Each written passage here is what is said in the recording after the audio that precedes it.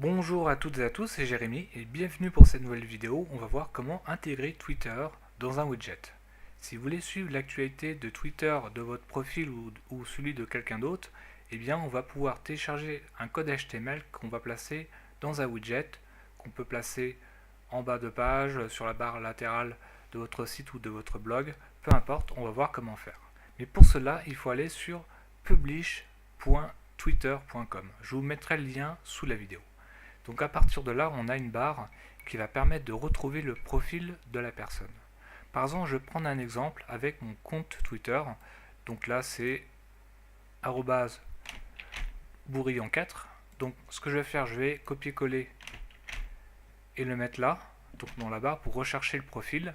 Et à ce moment-là, on a deux solutions. Soit on va intégrer le fil d'actualité intégralement, ou on va avoir un bouton Twitter.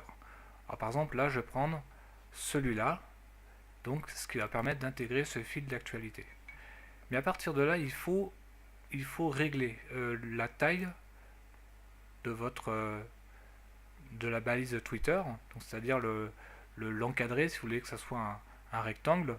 Donc à ce moment-là, je vais mettre une taille de 500 x 250. Donc là, voilà, on a notre encadré. Je vais me mettre un peu moins haut. Donc voilà, par exemple, je prends un exemple.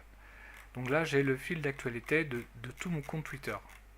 Et donc on peut choisir si on veut l'encadrer sombre ou clair. Alors moi j'aime bien clair. Et on peut choisir des couleurs. Bon, moi j'aime bien laisser comme ça et je laisse en automatique. Voilà. Donc à partir de là, on va cliquer sur Update. Et là, on va pouvoir télécharger ce code. Le code, il est là en fait. Donc on va cliquer sur Copier. Et en fait, voilà. On a copié le code et moi je vais le placer dans mon blog. Alors je vais montrer, je vais sur WordPress. Donc je vais dans Widget, tableau de bord, Widget. Et là, je vais mettre le widget dans le bas de la page. Alors comment ça se passe? Il faut prendre ce qu'on appelle une balise HTML personnalisée. Voilà, on va glisser-coller sur le widget numéro 1, donc en bas de la page, et je vais faire CTRL-V, donc le code qui a été téléchargé. Donc là, on va retrouver la taille, 250, 350, ça vient de Twitter, etc., etc. Je fais enregistrer. Et là, pour rafraîchir la page, je vais me déconnecter, reconnecter. Et là, je vais aller en bas de mon blog.